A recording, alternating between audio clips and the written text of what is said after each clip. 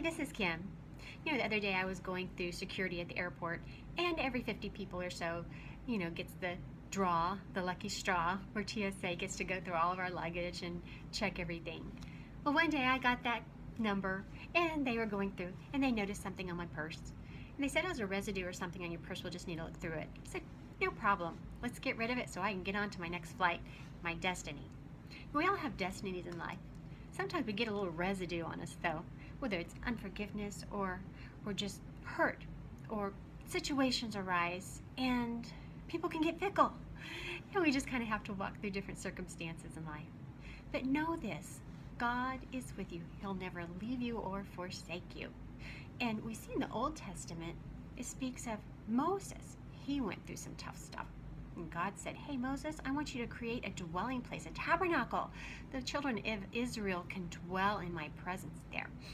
So he did, and God had a high priest who would go in behind a thick veil, like this one behind me, a thick curtain, and enter God's presence.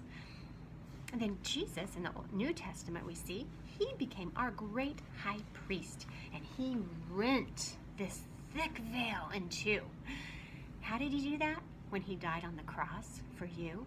Yes, if you were the only person in the entire world, he still would have died on that cross just for you. When his blood was shed on that cross of Calvary, it rent the veil in two, so you could enter in to God's presence. You go, "Well, how do I do this? And what happens when I do?" Well, great things happen when you do, and it's one easy way Hebrews 4 talks about. You can boldly enter in behind the veil into God's presence with simple childlike faith. That's right. You just close your eyes and say, "God, I believe you exist. I welcome you into my life today. And I just worship you, and I thank you for your awesomeness, your amazing, majestic ability to create this world and help me get through it." We just have a short time here on this earth. And yes, you say, "Well, I'll see heaven when I die." But why wait when you can see heaven and walk in his presence every day? Yes, when Jesus rent the veil in two, it made a way for you and I to enter into God's presence on a daily basis. This is where more of you cries out for more of him.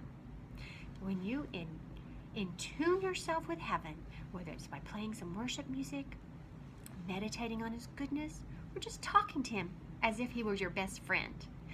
When you cry out for more of him, he gives you the desires of your heart, because you choose to fear the Lord, and that's the beginning of all wisdom.